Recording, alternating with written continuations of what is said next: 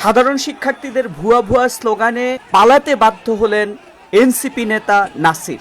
ঢাকা ৮ আসনের নির্বাচনের প্রার্থী হয়ে দাঁড়িয়েছেন নাসির, কিন্তু এক মুহূর্ত আর ওই সাধারণ ছাত্রদের সামনে দাঁড়াতে পারলেন না নাসির। নির্বাচনী মাঠে হাঁক ডাক দেয়া এবং বড় বড় কথা বলা নাসিরের নিত্যদিনের একটি অভ্যাসে পরিণত হয়েছে। নাসির যত না তার সাইজ, তার চেয়ে বেশি বড় মাপের তিনি কথা বলেন। ২৬ জানুয়ারি ইইউর নির্বাচন পর্যবেক্ষক টিমের সামনে তিনি অভিযোগ করেছেন, জনতার সামনে জনসম্মুখে তিনি অভিযোগ করেছেন, ঢাকা ১৭ আসনের বিএনপির প্রার্থী, বিএনপির চেয়ারম্যান তারেক রহমান করাইল বস্তি থেকে ভোট কিনেছেন। একইভাবে তার প্রতিদ্বন্দ্বী প্রার্থী মির্জা আব্বাসও স্লাম এরিয়া থেকে বস্তিবাসীর ভোট কিনেছেন, এমন অভিযোগ করেছেন। এবং তাকে যখন জিজ্ঞাসা করা হয় তখন তিনি বলেছেন যে তিনি সেটা শুনেছেন।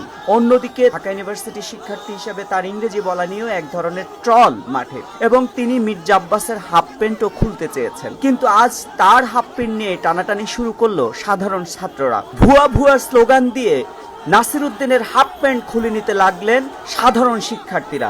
যে নাসির উদ্দিন বলেছিলেন তিনি মির্জা আব্বাসের হাফ প্যান্ট খুলে নেবেন, যেভাবে শেখ হাসিনার হাফ প্যান্ট খুলে নিয়েছেন, কিন্তু আজ প্রতিরোধের মুখে পড়লেন সাধারণ শিক্ষার্থীদের। মির্জা আব্বাসের প্রতিপক্ষ এখনো নাসির উদ্দিনের মুখোমুখি হননি। এরই মধ্যেই নাসির উদ্দিন কুপকার, মুখের দোষে ছেঁচা খাওয়া, যেন তার ছেঁচা কেউ রক্ষা করতে পারে না, ঠিক নাসিরও একইভাবে তার মুখের দোষের কারণে এখন তিনি রাস্তায় সাধারণ জনতার প্রতিরোধের মুখে পড়া শুরু করেছেন।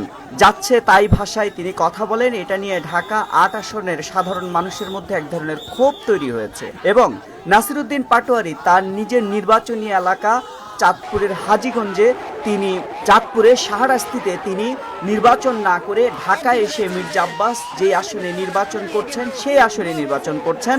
অথচ আজ তিনি যখন প্রতিরোধের মুখে পড়লেন, তার পিছু হটা ছাড়া কোনো উপায় ছিল না।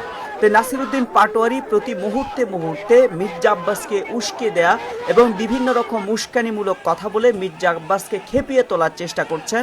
সেটি না পেরে উল্টো আজকে ভুয়া ভুয়া স্লোগানে প্রতিরোধের মুখে পড়লেন এবং ভাগ্যবশত তার হাফ প্যান্টটি কেড়ে নেওয়ার চেষ্টা করলেও সে তার হাফ প্যান্টটি আপাতত রক্ষা করতে পেরেছেন।